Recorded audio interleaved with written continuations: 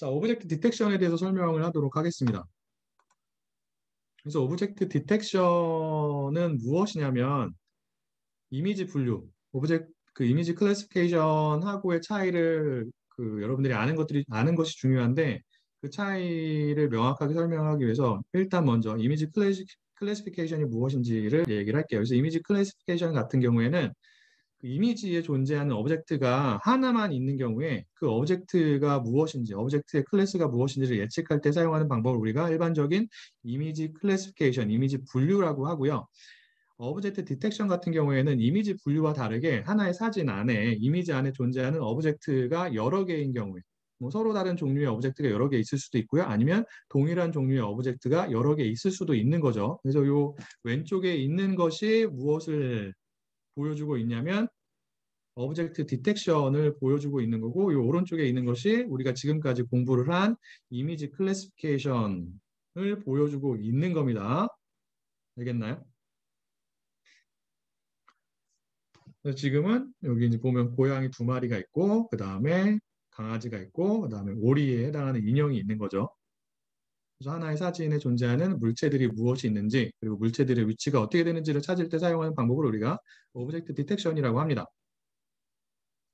자, 오브젝트 디텍션 같은 경우에는 서로 다른 두 가지 태스크를 포함하고 있어요. 첫 번째는 무엇이냐면 로컬라이제이션이라고 하는 태스크예요. 이거는 무엇이냐면 사진 안에서 물체가 어디 있는지를 찾는 것을 의미하게 되고요. 좀 더 정확하게 표현을 하자면 물체가 있는 경계상자를 찾는 것을 의미합니다. 그래서 경계상자가 무엇이 되냐면 각각의 물체에 대해서 경계상자가 이렇게 쳐져 있죠.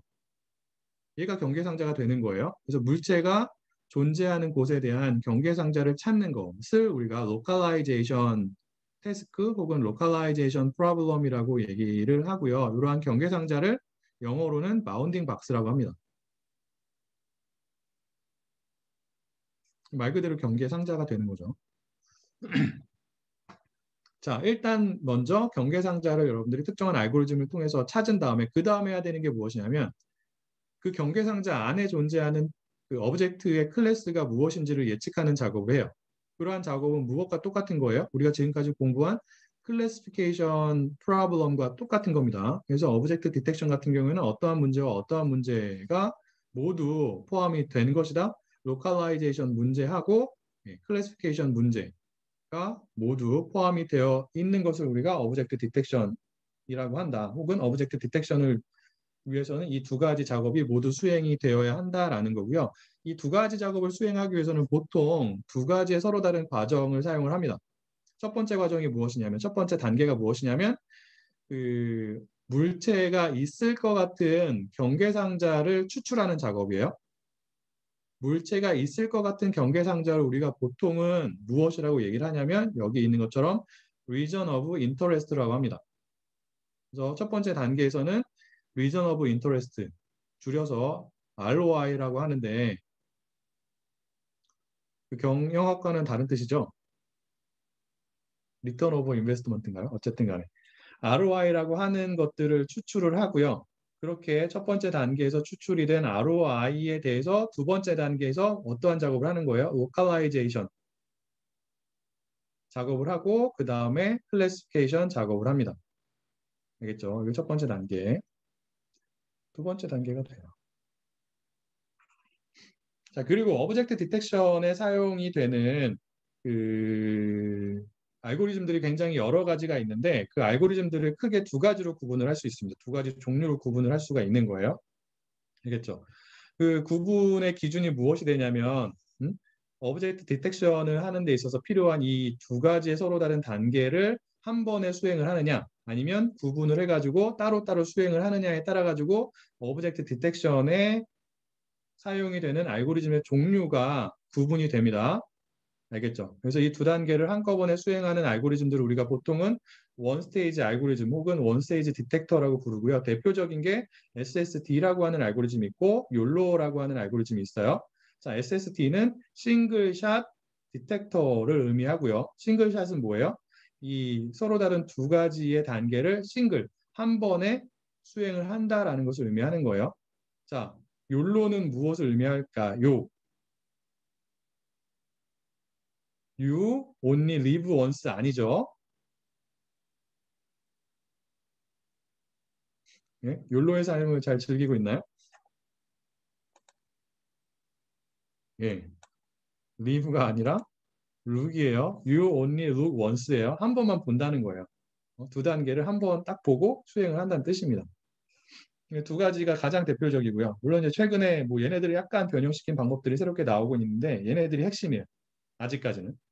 원스테이지 디텍터들 중에서는. 그 다음에 앞에서 얘기한 그 두 단계를 따로따로 구분해서 수행을 하는 알고리즘들을 우리가 보통은 투 스테이지 알고리즘 혹은 투 스테이지 디텍터라고 얘기를 하고 가장 대표적인 게 요 RCNN 기반의 방법들이 있어요. 여러 가지 방법들이 있거든요. 이제 크게 세 가지가 있습니다. RCNN이 있고요. 그리고 그 다음에 나온 Fast RCNN. 그 다음에 나온 Faster RCNN.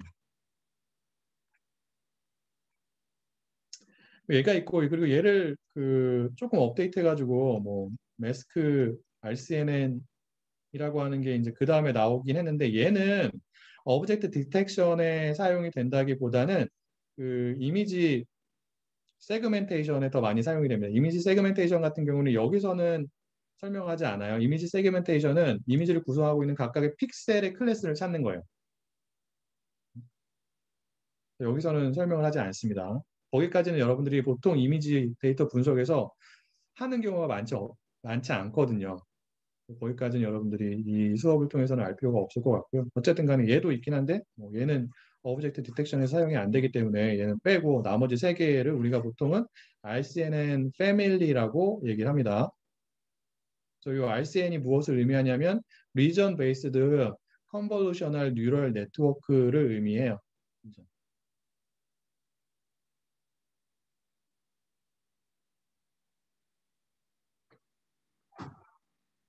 근데 RCNN 기반의 방법들 같은 경우에는 두 단계를 구분해서 진행을 하잖아요.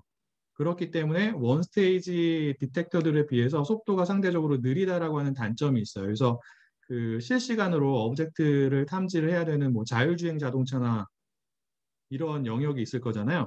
이러한 영역에서는 잘 사용되지 않습니다. 물론 이제 속도를 높이려고 계속해서 노력을 하고 있긴 한데 아직까지도 이 원 스테이지 디텍터들의 속도보다는 상대적으로 느리거든요. 그래서 그러한 그 실시간으로 오브젝트를 탐지해야 되는 분야에서는 거의 사용이 되지 않고 있고요. 그런 분야에서는 이런 애들이 사용이 되고 있는데 이 둘 중에서는 어떤 게 더 많이 요즘에 사용이 되고 있냐면 이 SSD가 더 많이 사용이 되고 있어요. 일반적으로 성능이 더 좋다고 알려져 있습니다. 특히나 그 사진에 존재하는 여러 가지 형태들의 오브젝트들이 있으면 작은 크기의 오브젝트들을 찾는데 욜로보다 더 능력이 뛰어나다라고 알려져 있기 때문에 일반적으로는 이 둘 중에서는 얘가 더 많이 사용이 돼요. 그리고 정확도 면에서는 RCNN 기반의 방법들이 뭐 약간 더 좋긴 한데 큰 차이가 없습니다. 최근에는 이 SSD를 모디파이한 버전들이 여러 개가 나왔는데 그리고 걔네들의 성능이 요 투스테이지 디텍터들하고 큰 차이가 없거나 경우에 따라서는 또 좋은 경우도 있어서 여러분들은 이 수업을 통해서 주요한 알고리즘으로 오브젝트 디텍션 알고리즘으로 SSD를 공부하면 될 것 같고요. 그리고 이 하나를 제대로 공부하게 되면 나머지들은 작동하는 원리나 사용되는 개념들이 거의 동일하기 때문에 여러분들이 각각의 페이퍼나 블로그를 보고서 그 내용을 이해하는 게 크게 어렵지 않을 겁니다. 어떻게 보면은 가장 복잡한 게 이거예요. SSD. 그래서 얘를 기준으로 제가 설명을 할 거예요. 디테일하게 설명을 할 거고 여러분들은 그거를 중심적으로 공부를 하게 될 거고 그러한 내용을 공부를 해서 나머지 알고리즘에 대해서 추가적으로 관심이 있으면 페이퍼를 본다든지 아니면 뭐 블로그나 동영상 강의를 보면 될 것 같아요. 알겠죠? 그래서 여기서는 SST에 대해서 디테일하게 설명을 할 거고 그 다음에 RCNN 기반의 방법들에 대해서 주요한 원리가 어떻게 되는지만 설명을 할 거예요. 투스테이지 디텍터이기 때문에 두 단계로 나눠서 진행을 한다고 제가 얘기를 했고, 그렇기 때문에 원 스테이지 디텍터랑 작동하는 방식이 약간은 차이가 있어서 투 스테이지 디텍터인 RCNN 기반의 방법들이 어떠한 과정들을 거쳐서 그리고 어떠한 원리를 통해서 작동이 되는지 그 핵심적인 것만 설명을 하도록 하겠습니다. 여러분들 뭐 이렇게 자율주행 자동차나 이런 거 관심이 있는 학생들도 있을 텐데, 자율주행 자동차 같은 경우는 기본적으로 여기서 설명을 하고 있는 혹은 이 수업을 통해 설명을 하고자 하는 오브젝트 디텍션 알고리즘들이 적용이 된 거예요. 그래서 카메라를 통해서 실시간으로 이렇게 주변의 영상을 찍잖아요. 동영상을 찍는데 동영상 같은 경우에는 별다른 게 아니라 영상, 즉 이미지를 여러 개를 연결시켜 놓은 거죠. 그렇기 때문에 기본적으로 이미지에 대한 데이터 분석이 들어가는 거예요. 그래서 각각의 그 프레임에 해당하는 이미지에 대해서 오브젝트 디텍션을 계속해서 반복적으로 수행을 하게 되면 여러분들이 동영상에 대해서도 오브젝트 디텍션을 할 수가 있는 거죠.